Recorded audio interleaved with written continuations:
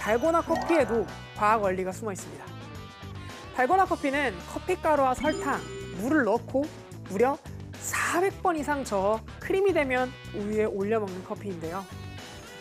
그런데 아무리 400번이나 섞었다고 해도 이렇게 꾸덕한 갈색 크림이 만들어지는 원리는 무엇일까요? 비밀은 단백질에 있습니다. 단백질을 이루는 아미노산은 종류에 따라 친수성과 소수성으로 나뉘는데요.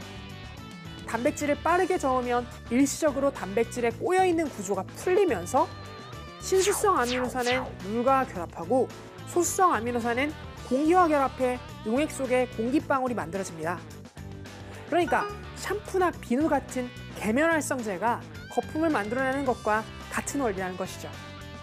여기에 물 분자와 결합하는 능력이 탁월한 설탕을 넣어주면 점도가 높아지며 공기방울이 밖으로 빠져나가지 못해 거품이 안정화되는데요.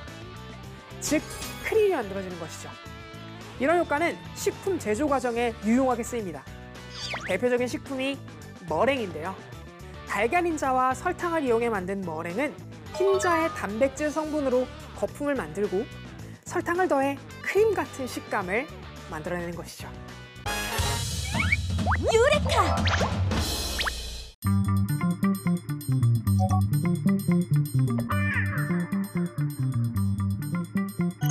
덮는 거죠, 그러니까. 그렇지, 한 번 더 덮는 거죠. 갑시다. 네, 알겠습니다.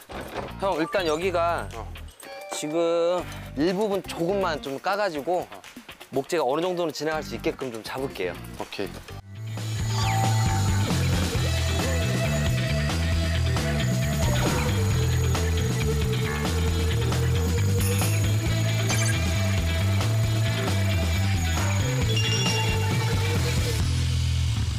관장님, 자, 재단 바로 들어가겠습니다. 재단. 1580. 1580. 예. 1580은 64,000원이요. 64,000원이요. 네. 혹시 바가지 아니에요, 근데? 640원이요. 자, 다음 사이즈요. 다음 사이즈요. 1890. 1890. 네. 짧아? 딱 맞아요, 아주. 아주 정확하게 잘 맞아요.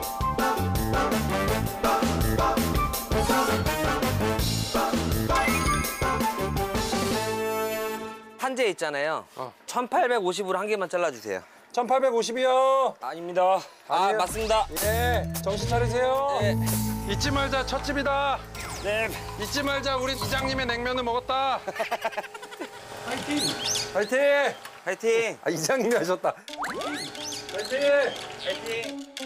얘들아, 이장님이 보고 계셔.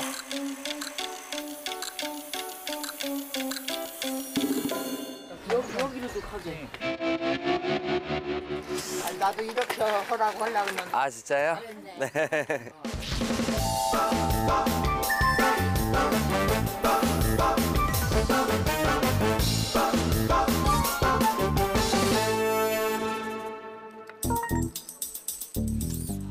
천 하나만 잘라주세요. 천. 네.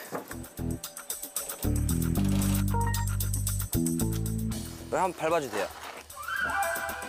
발 자르는 거 아니야? 안 자를게요. 약속할게요.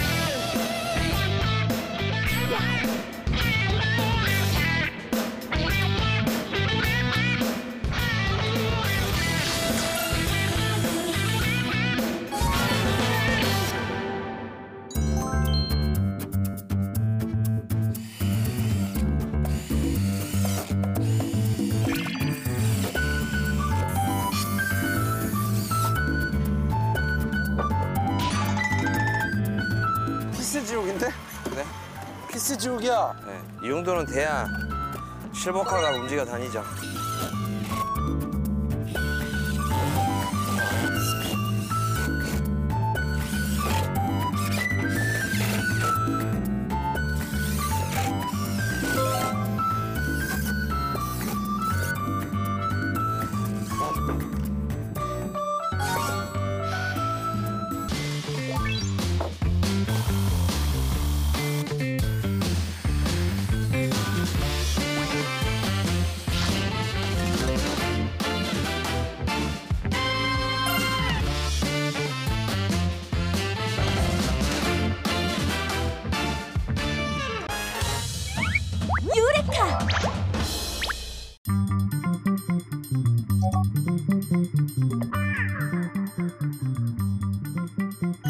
한국지질자원연구원에서는 희유광물, 바나듐을 미래 중점 연구광물로 선정해 연구 중인데요.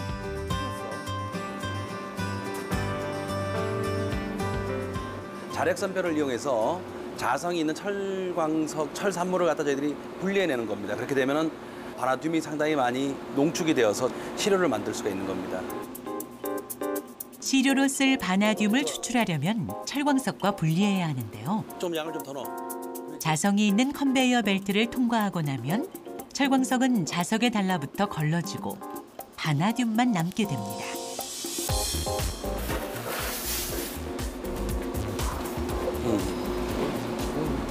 잘 분리가 됐네요. 색깔이 확실히 차이가 나네요.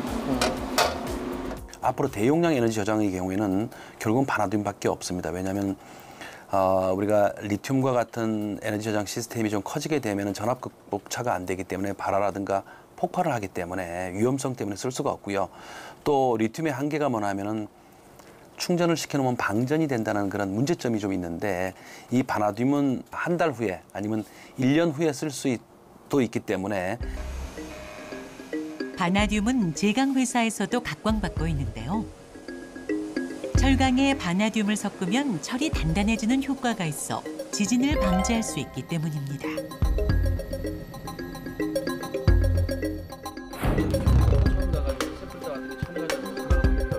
우리나라에서는 아직 바나듐 연구가 본격적으로 이루어진 적은 없습니다. 전호석 박사 연구팀은 국내 매장된 바나듐 자원 개발을 향한 퍼스트 무버로서의 꿈을 키우고 있는데요. 방전되면 다시 또 이렇게 왔다 갔다 이렇게 왔다 갔다 하는데 국내는 2개 지역에 상당히 많은 바나듐이 분포를 하고 있습니다. 지금 그쪽 부근에 있는 바나듐의 그 원광중의 함량이 세계에서 가장 높을 정도로 좋은 품입니다. 그래서 우리가 기술만 잘 확보되면은 우리나라가 바나듐을 100% 수입하는 국가에서 자립할 수도 있고요. 더 나가서는 더 많은 양을 생산하게 되면 수출도 할 수 있는 기회도 갖지 않을까 이런 저희들이 생각을 좀 해봅니다. 유레카!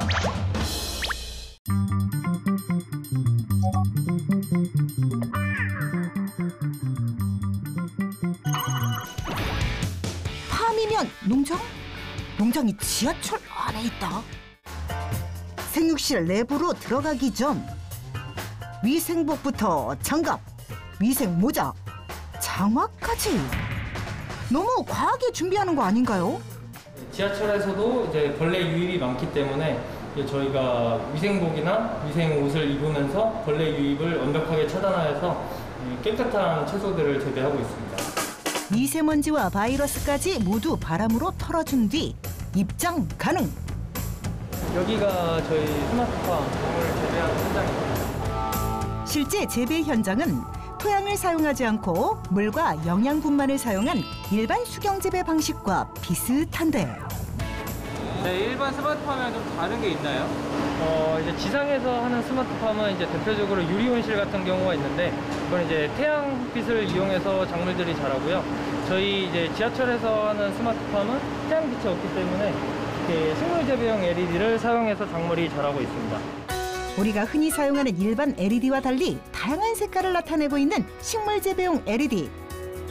식물들이 필요로 하는 광원은 이제 RGB라고 블루, 그린, 레드 이 광을 이제 필요로 하는데 형광등 같은 경우는 이제 광량도 낮을 뿐더러 RGB의 그 스펙트럼이 많지 않습니다.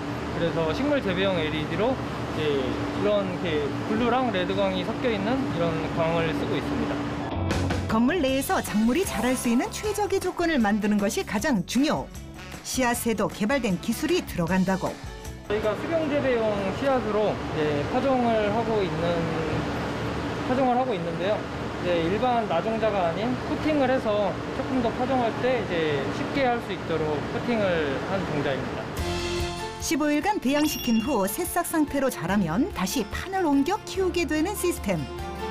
식물 재배용 LED로 광합성도 할 수 있고 소형의 팬이 있어 통풍도 원활하게 진행되고 있는 상황.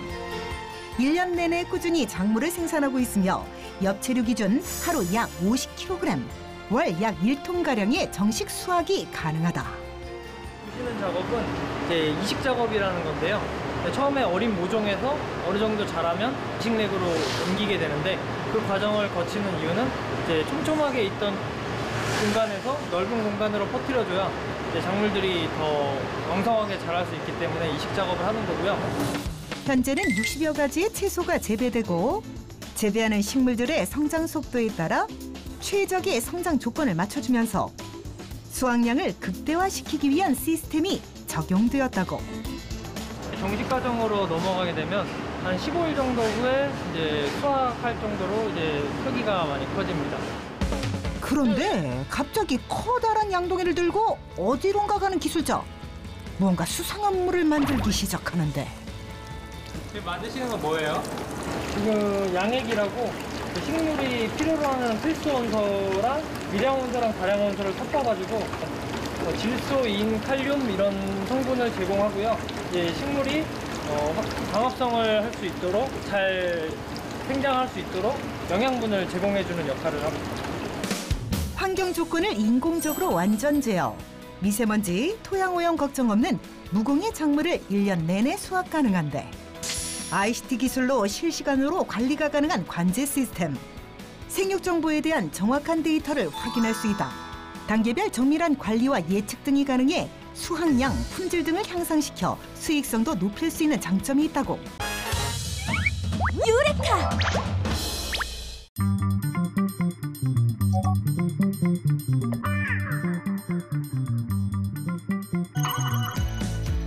아쿠아리스트의 하루는 여기서 끝이 아닙니다. 살아있는 바다 생물이 아픈 곳은 없는지 불편한 곳은 없는지 수시로 꼼꼼하게 확인하는데요. 혹여나 아픈 바다 생물이 있을 때 바로바로 치료해주는 것도 아쿠아리스트의 목. 그런데 갑자기 무언가 열심히 메모하는 아쿠아리스트. 애들이 아픈 애들이 있어서 걔네들 이제 약욕을 하기 위해서 그 약 계산을 하고 있습니다. 좀 이게 양이 많아지면은 그 물고기들 건강도 해칠 수 있는 약이어서 정확하게 계산을 해야 합니다. 바로 여기에 수학이 숨어 있습니다. 바로 농도 계산. 저희가 오늘 약을 쳐야 되는 수조가 70톤인데 70톤의 물에 0.2ppm을 칠 거예요. 근데 0.2ppm을 치면은 70톤이니까 7만 리터 곱하기 0.2mg/L를 구하면은 14g이 나오는데요. 계산은 여기서 끝이 아닙니다. 수조에 넣는 약의 1000g 중 800g만이 치료 성분으로 사용되기 때문에 계산을 추가로 해야 하는데요. 앞서 계산한 0.2ppm에 필요한 치료제 무게, 즉 14g을 비례식에 대입하면 됩니다. 전체 무게의 약 1000g 중 800g의 치료 성분만 사용하기 때문에 1000대 800은 치료제 무게인 X대 14로 계산을 하는데요. 따라서 70톤의 물에 17.5g의 치료제를 섞어주면 되는 겁니다. 바로 여기 농도를 나타내는 단위 ppm에도 수학이 숨어 있습니다. ppm은 전체 수량을 100만으로 하여 나타내는 비율, 즉 100만 분율의 단위를 뜻하는데요. 이렇게 100만이라는 큰 수로 세심하게 계산하는 이유. 치료제가 바다 생물의 건강에 직접적인 영향을 주기 때문에 한치의 오차도 허용하지 않으려는 거겠죠. 한편 농도를 나타내는 또 다른 단위가 있습니다. 바로 퍼밀. 1000분율의 단위로 1000분의 1을 뜻하는데요. 이곳 아쿠아리움에서는 물 30톤에 소금 1톤을 섞어 바닷물과 비슷한 염도인 약 33퍼밀을 만들어주는데요. 바다와 똑같은 환경을 만들어주기 위해 수시로 염도 체크를 한다는 아쿠아리스트. 덕분에 바닷속 친구들이 씩씩하게 지낼 수 있는 거겠죠. 유레카!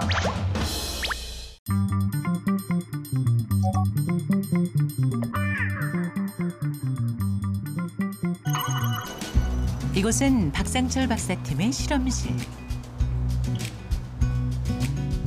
현재 이곳에서는 성장 분열이 멈춘 늙은 세포를 젊은 세포처럼 되돌리는 연구가 한창입니다. 배양과 관찰을 동시에 할 수 있는 특수 현미경을 통해 약물 실험을 진행한 결과 최근 흥미로운 사실을 발견했다고 합니다. 약물 처리에 여기 있는 세포들이 점점 분열을 해가면서 화면을 채워줄 겁니다. 연구 끝에 찾은 물질을 늙은 세포에 약물 처리한 결과 젊은 세포처럼 기능을 회복한 모습이 관찰된 것입니다.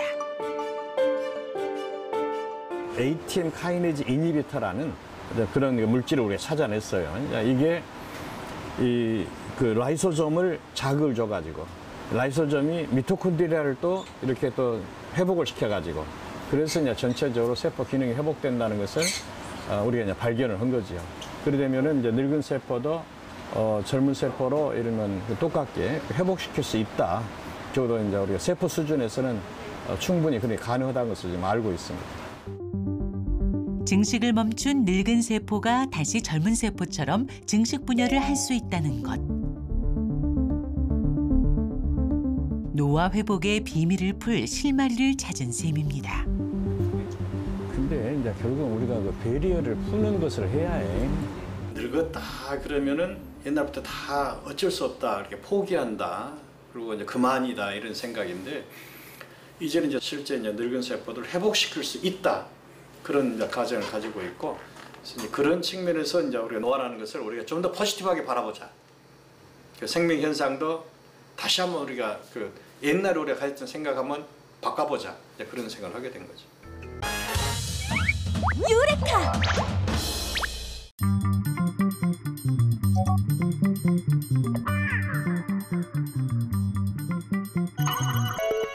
어떤 정화 시스템을 거쳐서 물을 재이용할 수 있게 되는 걸까? 네, 여기 보이시는 관들이 그 하수처리장, 폐수처리장에서 저희 쪽으로 들어오는 원수 배관들입니다. 하수처리장이나 폐수처리장에서 한 번 정수된 물을 기반으로 사용한다고. 그런데 이건 너무 깨끗한 물? 어떻게 된 일일까요? 이거 그냥 완전히 깨끗한 물인데요? 네, 그냥 눈으로 보시기에는 굉장히 깨끗한 물처럼 보이지만 이 안에 이제 입자성 물질들이랑 중금속과 같은 이온성 물질들이 다량 함유되어 있습니다. 전기 전도도 측정기를 사용해서 물의 이온 총 농도를 측정해 보기로 했는데 결과를 보니 수치가 574 마이크로지멘인 상황. 하천으로 방류하는 데는 전혀 지장이 없습니다만 공업용수로서 사용하기에는 수치가 좀 높은 수치에 속하게 됩니다. 제2용수를 만들기 위한 첫 번째 처리 과정. 네, 여기가 입자성 물질을 제거하기 위한 한해여과막이 들어가 있는 한해여과막 공정입니다.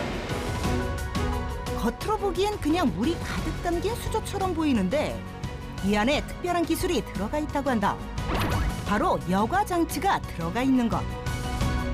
실제로는 안에 그 한해여과막이 이런 형태로 해서 저희가 카세트라고 부르는데 이 형태로 해서 그 안에 장착이 되어 있습니다. 압력차를 이용하여 고분자 물질들을 걸러내는 여과법. 물은 통과시키지만 그보다 큰 세균, 콜로이드, 단백질, 고분자 유기물과 같은 성분을 걸러내게 되는 과정. 또 다른 정화 처리 시설을 거쳐야 한다는데 여러 과정을 거쳐야만 비로소 제2용수로 사용할 수 있다고. 지금 보시는 이 공정은 역삼투막 공정입니다. 역삼투막 공정은 물속에 있는 이온 물질을 제거하기 위한 공정이고요. 지금 보시는 이 파이프처럼 생긴 이런 관 안에 이온성 물질을 제거하기 위한 역삼투 분리막이 일자로 쭉 같이 배열이 되어 있습니다. 이것이 역삼투 분리막 필터. 0.0001 마이크론의 수많은 구멍들이 뚫려 있는 필터를 거치면서 물속에 들어있는 이온성 물질들이 걸러지는 여과 과정. 이 실험을 통해 자세한 과정을 살펴보기로 했다. 역삼투막을 사용하게 되면 이온성 물질들이 역삼투막을 통과하지 못하기 때문에 통과하지 못한 나머지 것들이 이렇게 농축수로 남게 됩니다. 그래서 이 안에는 다양한 유효 물질들이 다량으로 남게 됩니다. 농축액에 약품을 투입하고 잠시 후 안 보이던 이물질들이 발생. 경도를 유발하는 칼슘, 마그네슘, 중금속 물질 등이 응고되어서 떠오르는데 제철, 발전소 등에서 재이용수를 사용하게 되면 이러한 불순물들이 생산 공정에 피해를 입힐 수 있다고. 물이 증발하는 그런 공정 안에서 사용되더라도 배관을 막거나 뭐 다른 스케일에 의한 문제들이 발생되지 않게끔 할 수 있는 것이죠. 모든 여과 과정을 거친 재이용수의 상태는 어떨까? 전기 전도도 측정기를 사용해 다시 이온 농도를 측정. 그 결과는 여과 과정을 거치기 전과 어떻게 달라졌을까? 무려 약 548 마이크로시멘이 제거된 것을 확인할 수 있었다. 이 기술로 인해 각종 특허까지 획득. 유레카!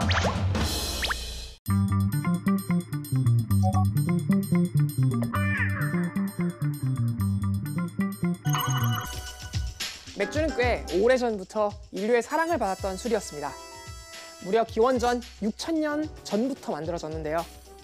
스페인 발라돌리드대 연구팀은 유럽 이베리아 반도 곳곳에서 선사시대에 맥주를 담았던 긴 관을 발견했다고 합니다.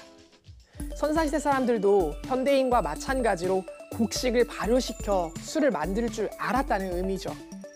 이 유물은 주로 무덤이나 종교의식을 치르는 장소에서 마약류와 함께 발견되었는데요. 영적인 세계와 소통하는 목적으로 술을 마시던 문화가 남아있었던 것이죠. 좀 더 거슬러 올라가면 이집트에서부터 맥주를 마셨던 것이 확인되는데요. 이집트는 맥주의 고향으로도 불리는 만큼 맥주를 마시는 장면이나 맥주를 빚는 장면을 고대 벽화에서 자주 볼 수 있습니다. 피라미드 건설에 동원된 일꾼들에게 하루 평균 4에서 5리터의 맥주를 제공했는데 일꾼들에게 적당한 영양소와 더불어 노동의 활력소를 제공한 것입니다. 곧 우리의 막걸리와 같은 노동주가 맥주였고 이 때문에 만일 맥주가 없었다면 이집트의 피라미드는 건설되지 못했을 것이다 라는 이야기도 나오곤 합니다. 유레카!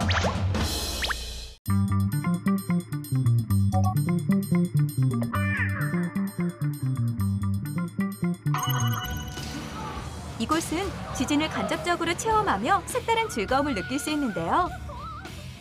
하지만 실제로 지진이 발생한다면 상황은 달라집니다.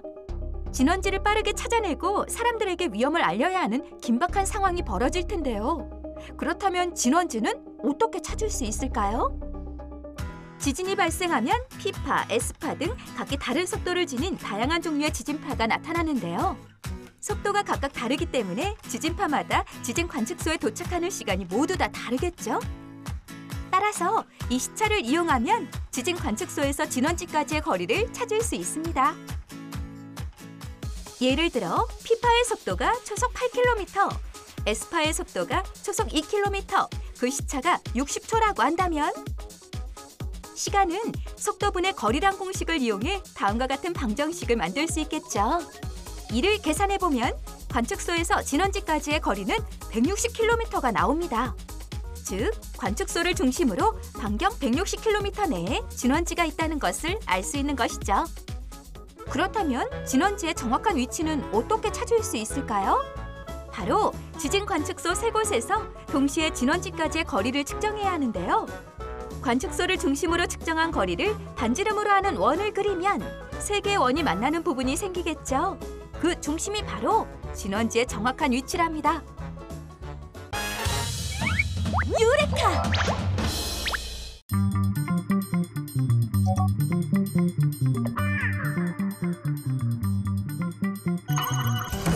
짜자잔! 그럴 줄 알고 이 아빠가 로카바성으로 팝콘 시켜놨지. 데레레. 영화에는 역시 이 팝콘이 빠질 수가. 아니 이건 팝콘이 아니라 옥수수인데. 뭐야? 팝콘을 사야지 옥수수를 사면 어떡해? 주문할 때 글씨가 안 보여서 그만. 기다려봐. 아빠가 이거 금방 튀겨줄게. 자, 어디 보자. 콜라를 발견한 정구 씨. 이거면 준비 끝이지 뭐. 호기롭게 캔 뚜껑부터 따는데요. 금강산도 식후경 골라 시원하게 원샷. 아니 근데 팝콘은 언제 만들어? 우리 딸 맛있는 팝콘을 먹어볼까? 난 뭐야? 팝콘 먹고 싶다니까 웬 콜라야? 기다려봐요. 지금부터 아빠가 이걸로 즉석 팝콘 기계를 만들어 볼게요. 왜? 팝콘 기계? 정말 가능할까? 일단 깨끗이 씻은 캔과 재료를 준비합니다. 야, 두 캔 중에 하나는 뚜껑, 하나는 받침이 될 거예요. 잠깐! 우리 딸, 알루미늄 캔은 상당히 날카로우니까 조심해서 해야 돼요. 항상 안전에 주의. 우선 팝콘이 나올 출구를 만들기 위해 첫 번째 캔에 다음과 같은 그림을 그려줍니다. 그리고 선을 따라 칼로 자른 뒤 잘린 부분을 들어 올리면 본체 완성. 나머지 캔은 이런 형태로 잘라주고요. 자, 이제 이 아랫부분을 평평하게 만들어줄 거예요. 캔 바닥에 볼록하게 솟은 면을 망치로 두드려 편 다음 초를 넣어주는데요. 자, 이러면 하단부는 됐고 요 윗부분엔 식용유와 팝콘을 넣어주면 돼요. 캔 안에 옥수수 알갱이를 넣고 옥수수가 타는 것을 방지하기 위해 알갱이가 살짝 잠길 정도로 식용유를 부어줍니다. 이제 요렇게 합체를 시켜주면 다 됐다. 초에 불을 붙이고 팝콘이 만들어지길 기다려보는데요. 약 5분의 시간이 지나고 식용유가 끓기 시작하더니 옥수수 알갱이가 터지며 팝콘이 튀어오릅니다. 마치 꽃망울을 틔우는 듯한 팝콘꽃의 향연. 이거 먹어 계속. 가열시 기름이 튈 수 있으니 주의하세요. 팝콘으로 한층 돈독해진 두 사람. 이건 내가 만들었지만 이줄래? 아니 근데 이걸로 어떻게 팝콘이 되는 거지? 팝콘의 원리는 생각보다 간단합니다. 옥수수 알갱이는 수분과 녹말 그리고 외피로 이루어져 있는데요. 여기에 열을 가하면 수분이 증발해 수증기가 되면서 부피가 팽창하고 높아지는 내부 압력을 버티지 못해 외피가 터지며 팝콘이 되는 것. 알루미늄 캔은 열 전도율을 높여 팝콘을 골고루 튀기는 역할을 합니다. 우리가 흔히 극장에서 먹는 팝콘도 같은 원리로 만들어진다고 하네요.